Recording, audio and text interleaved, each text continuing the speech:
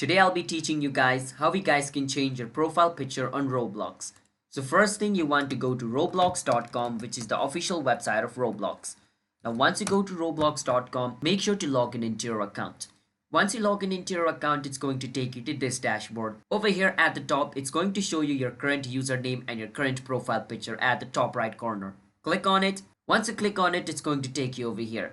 Now from over here, this is basically my current profile picture. Now in Roblox, you cannot upload your picture, whichever character you have, its face is your profile picture. So to change your profile picture, you need to change your character's face.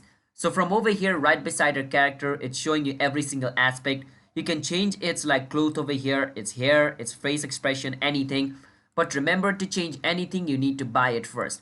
So for an example, if I want to change my hair, I can click on here and it's going to take me to my hair changing place where I need to buy hairs. So there are different kind of hair. I need to pay Robux to buy the hairs. So if you have already bought hairs, it's going to show you the option over here.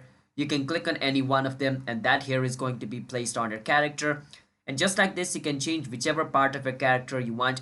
Once it's changed, your profile picture will automatically change because your character represents your profile picture. So hope you understand how you guys can change your profile picture in Roblox.